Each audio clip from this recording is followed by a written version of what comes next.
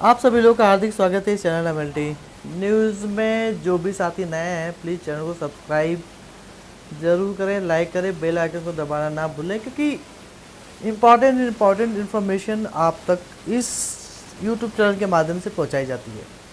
जैसा कि आपने थंबनेल में देखा होगा कि पैथोलॉजी लैब का कलेक्शन सेंटर खोलने के लिए क्या नियम है और जो पैथोलॉजी लैब कलेक्शन सेंटर का संचालन करेंगे उनकी क्या क्वालिफिकेशन होगी, इसके बारे में आपको विस्तार से हम बताएंगे। साथ ही कुछ लेटेस्ट इन्फॉर्मेशन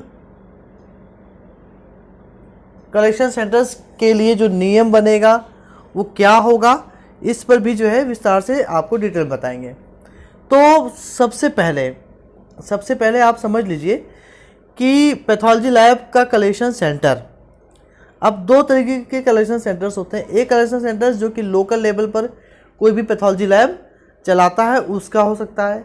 दूसरा कलेक्शन सेंटर जो कि कॉरपोरेट लैब्स का, अर्थात आपका जितने भी लैब्स है, मेट्रोपोलिस है, लाल है और अदर्स है, एनबैक्सी है, एम मोर, उनके कलेक्शन सेंटर्स।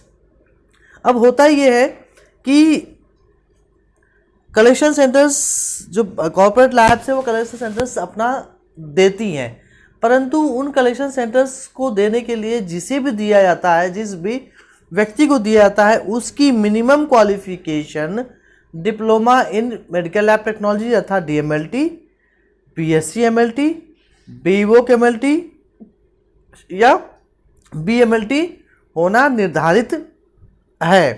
परंतु हमारे देश की ये बड़ी विडंबना है कि ये जो कॉर्पोरेट लैब्स हैं ये अपने लैब का कलेक्शन सेंटर्स किसी भी व्यक्ति को देती हैं जिनके पास ना डिप्लोमा होता है ना डिग्री होती है, और उन्होंने कहीं ना कहीं से काम सीखा हुआ होता है, तो वो लोग कलेक्शन सेंटर्स ले लेते हैं और लेकर के कहीं ना कहीं पैथोलॉजी लैब्स की रिपोर्ट्स की गुणवत्ता में उस वजह से कमी आ जाती है।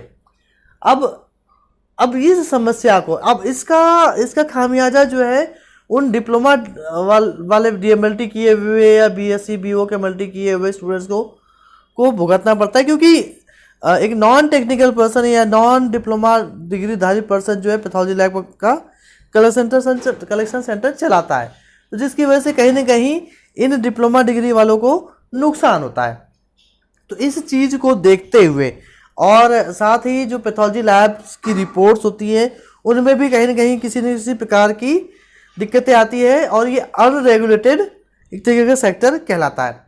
इसको ध्यान में देते हुए चूँकि हमारा एक संगठन है JFMLT इंडिया, आप सब लोग अवगत होंगे उससे, और अगर आप नहीं हैं तो ये जान जाएं, डिस्क्रिप्शन में लिंक दिया गया है, उस पर जाएँ और संगठन से ज़रूर जुड़ें। तो अभी हाल ही में जो है 2023 में हमारे संगठन के द्वारा भारत सरकार के स्वास्थ्य एवं परिवार कल्याण मंत्रालय से आग्रह किया गया कि जो ये कलेक्शन सेंटर्स कॉर्पोरेट लैब्स का कलेक्शन सेंटर्स खुलता है उसके लिए कोई न कोई पैमाना, कोई मानक, कोई स्टैंडर्ड्स बनाया जाना चाहिए। इस बात को लेकर के जो है सुप्रीम कोर्ट में याचिका भी दायर की गई थी और सुप्रीम कोर्ट ने भारत सरकार के स्वास्थ्य एवं परिवार कल्याण मंत्रालय को निर्देशित किया था कि कलेक्शन सेंटर्स के संचालन के लिए, तो कोर्ट ने जो है कहा कि एक स्टैंडर्ड SOP जिसे कहते हैं, standard operating procedure for sample collection bye labs के द्वारा जो सैंपल कलेक्शन के लिए एक स्टैंडर्ड ऑपरेटिंग प्रोसीजर बनाया जाना चाहिए। और कोर्ट ने कंटेम्प्ट नोटिस जारी किया है health ministry government of India को कि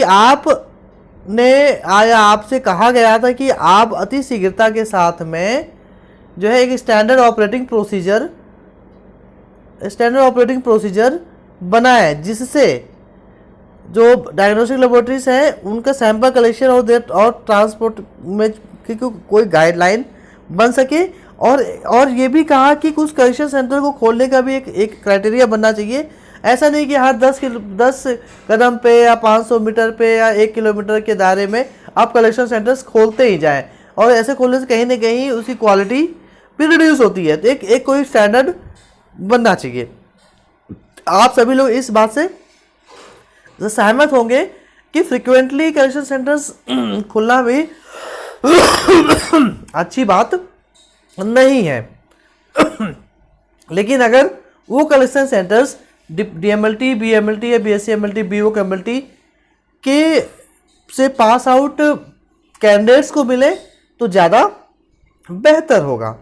तो अब इसी चीज़ को लेकर के जो है दिल्ली हाई कोर्ट ने मिनिस्ट्री को कहा कि आप जल्दी से जल्दी आपने जो नियम बनाए हैं या बना रहे हैं उस पर अपने एक स्टेटस की रिपोर्ट सबमिट करें। कब तक? 26 सितंबर तक का टाइम दिया है। तो बहुत ही जल्दी दोस्तों कलेक्शन सेंटर्स के लिए जो है गाइडलाइंस बनाई जाएगी। और आप लोग से आग्रह है कि जो भी साथी डीएमएलटी, बीएमएलटी, बीओ के मल्टी किए हुए हैं अपने संगठन से जुड़े, ताकि जो है एक स्टैंडर्ड मेंटेन किया जा सके और इन सब चीज़ों पर जो है रोक लगवाई जा सके। बहुत बहुत धन्यवाद।